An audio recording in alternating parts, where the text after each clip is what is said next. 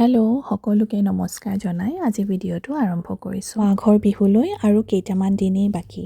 উৰুকাৰ নিশা উৰে ৰাতি সকলোৱে সাৰে থাকি জুই টাপত ন চাউলেৰে বিধে বিধে পিঠা বনোৱাৰ আমেজ সঁচাই বৰ সুকীয়া। পিছে মই আজি বনাবলৈ ওলোৱা পিঠাবিধৰ নাম হৈছে তৰা পিঠা।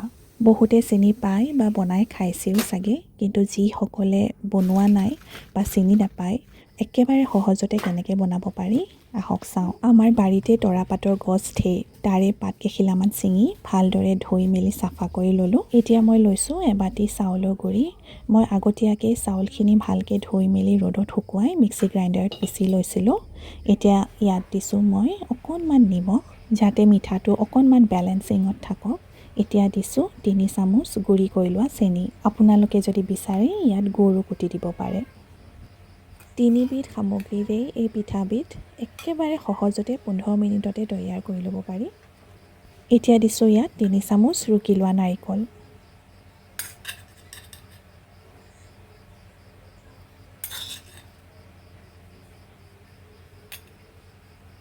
বাছি থকা নাৰিকলৰ গুড়িখিনি মই পাছত আকৌ যদি দৰকাৰ হয় ব্যৱহাৰ কৰি ল'ম। এতিয়া সকলোখিনি ভালদৰে মিক্স কৰি ল'ম।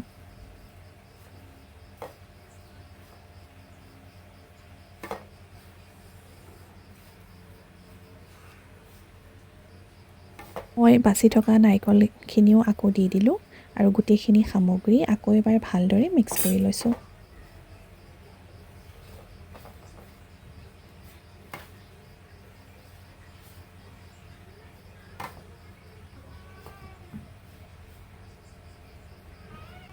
একেবাৰে ফৰফৰীয়া হৈ গ'ল দেখিছেই। এতিয়া অলপ অলপকৈ পানী দি এটা ডো বনাই ল'ব লাগিব। মন কৰিবলগীয়া কথা যে পানীৰ পৰিমাণটো একেবাৰে কম ৰাখিব।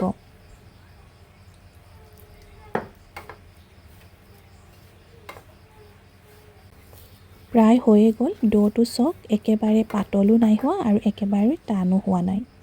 অলপ গোন্ধৰ বাবে 1 চামুচ ঘিউ এড কৰিছোঁ। ঘিউ নিদিলেও কোনো কথা নাই, কাৰণ তৰা পাতৰ পৰা যিটো গোন্ধ ওলাই নহয় সেইটোৱে খুব ধুনীয়া হয়।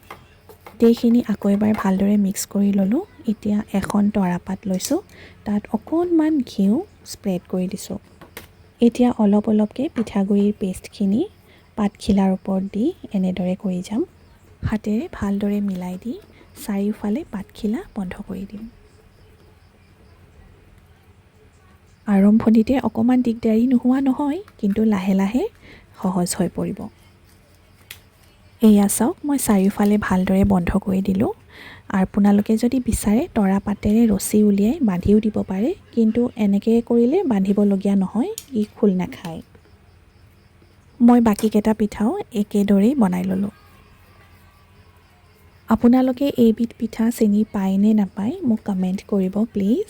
আৰু যোনে এনেকুৱা পিঠা নাম জানে যিবোৰ পিঠা আমি চিনি নাপাওঁ বা আমাৰ মাজৰ পৰা লুকাই গৈছে মোক জনাব। মই নিশ্চয় আপোনালোকৰ ওচৰত বনাই দেখুৱাবলৈ চেষ্টা কৰিম। মই কেইদিনমানৰ আগত ইউটিউবতে দেখা পালোঁ যে এই তৰাপাতৰ গছজোপা আলুটো হেনো খায়। মই পিছে আগে পিছে খাই পোৱা নাই। কেতিয়াবা যদি আলুটো আনি পেলাই কিবা ৰেচিপি বনাওঁ তেতিয়াহ'লে আপোনালোকৰ ওচৰত নিশ্চয় শ্বেয়াৰ কৰিম। কিন্তু আপোনালোকৰ মাজত যদি কোনোবাই কেতিয়াবা এই তৰা গছৰ আলুটো খাইছে, ইয়াত কমেণ্ট কৰিব ইয়াৰ টেষ্টটো কেনেকুৱা। মই কেইবাটাও তৰা পিঠা ৰেডি কৰি ল'লোঁ দেখিছে আপোনালোকে, আৰু আনফালে পানী গৰম হ'বলৈও দি দিছোঁ। এয়া মোৰ পানী গৰম হৈ গ'ল, মানে উতলিলেই, আৰু ওপৰত মই সৰু ডলা এখন দিছোঁ আৰু তাৰ ওপৰতে গোটেইকেইটা পিঠাৰ টোপোলা দি দিছোঁ। আপোনালোকে এনেকৈ ডলাৰ ওপৰত নিদি উতলা পানীত ডাইৰেক্টো ঢালি দিব পাৰে, কিন্তু মন কৰিব যাতে টোপোলাকেইটা ভালদৰে বন্ধা থাকে, নহ'লে পাতখিলা খোল খাই যাব।